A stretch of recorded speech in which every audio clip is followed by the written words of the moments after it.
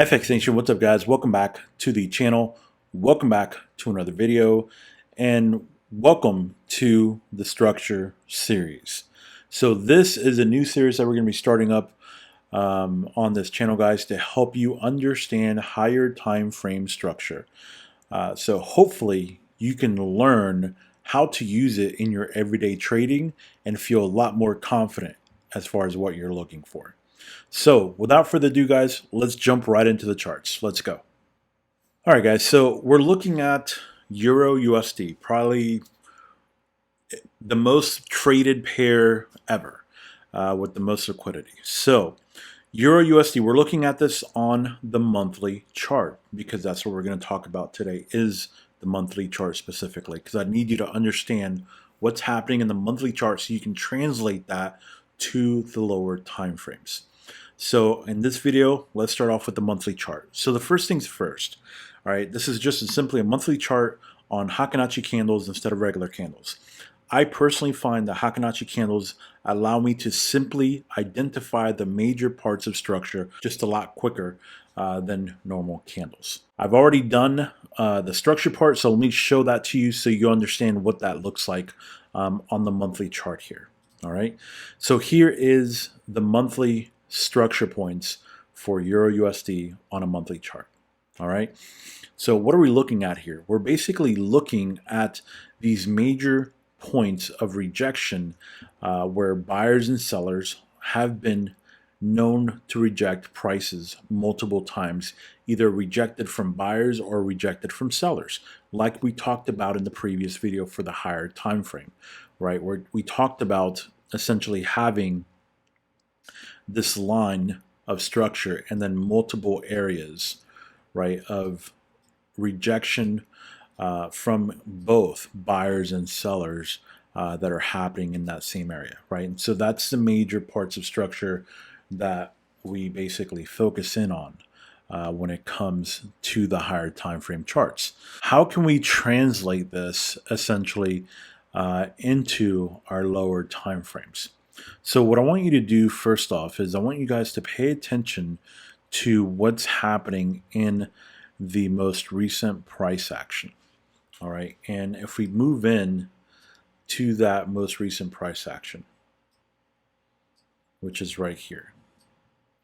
Now, if you just picked up a chart, right, and this is what it looked like, what would be your first theory of what's happening here? Most people would probably say that it's just a market that's been consolidating, right? And that's very true. It's been consolidating. Now, the important aspect that I want you guys to realize is that because this is on a monthly chart, you could say that this has been consolidating since 2015, right? Ultimately, though, because we are on a monthly chart, we know that to us on the smaller time frame, this is nowhere near consolidating, right? It's been moving up and down in some really big trends. Just how big, by the way, is about 1,800 pip big. So this is on the smaller time frame. This is not consolidation, but I need you guys to understand that on the higher time frame, it is, and it takes a very long time for this consolidation to develop and then most importantly break the consolidation, right? So let's take a look at the previous part of consolidation, which is this section here. Okay, so if we look at this, what is price doing? It's going up, coming back down, rejection, going up, rejection, going up. It's basically consolidating. Okay, now at some point though, what ends up happening? The consolidation breaks through, okay, and it goes straight down until it stops. So think about this. Think about this, red, all these red candles straight, and then all of a sudden it stops. Why? Ask yourself, why did it stop there? If you're going 200 miles per hour in a whatever Lamborghini, why would you just all of a sudden stop? Why not just keep going, right? Because you have to understand that at some point, prices are going to be way too extreme for sellers to keep selling. Okay, and that's where buyers come in. Buyers put a stop to that, and that's where you get the rejections that you see. right? So in this particular case, this breakthrough, if we just look over to the left, we can see that it's basically going off of the structure that was placed here back in like 91, which is here, 93, which is here, and most recently 97. Okay, and then we had, obviously we had these back in the 90s and 80s, right? But this is essentially where you have buyers saying enough. We're not going to allow you to control price or to drive it down any lower than what it is. With that in mind, I want you guys to take a look at any of the consolidations, any of the major consolidations that you've seen. At some point, they all have to break through, right? We have a consolidation here that was from 97 to 99, 2-year consolidation on a monthly chart, and then it finally broke through. Well, where did it go down to, right? If we look to the left, it's going off of structure from like back in 82, 74, and 73. You get what I'm saying? So there are areas where price action is going to stop because buyers have had enough of the selling, and they're like, no, we're not going to let it go anywhere more past this. So my point is this, guys. So if you're looking at this area of consolidation, okay, most recent price action of consolidation, when this price action breaks, and it looks like it's breaking right now, right, as we speak, it's starting to break through. If this were to break through, where do you think the likely most place is for this to stop at? Just think about it. If we look to the left, where is the most likely place that this will stop? Should be somewhere around here, right? This is the closest, most recent price action where structure is that we've mapped out. Okay, so if we know that there's a highly good chance that once this breaks through, it's going to come all the way down to the next point of structure, how would that help you determining what you're looking for on Euro USD on a smaller time frame? Think about that. Wouldn't you want to look for sells more than you would buys? Wouldn't you want to look for sells more than you would buys? Right? And so you can make it this simple by just going to the monthly chart, but you have to understand, right, that this process here, I mean, just from going to the top here, it's what started from June of 2021 to today, basically a whole year to get from here to here. Right? And we know that once it breaks, there's a very strong likelihood that it's just going to break straight through from looking at previous breaks that have happened. Look, once it breaks, it goes straight through. Right? So if it breaks and it goes straight through, very likely that, the same thing is going to happen. Of course, it's not guaranteed to happen, but based on previous breakthroughs that we see from price action on a monthly chart, it's very likely for it to go straight through.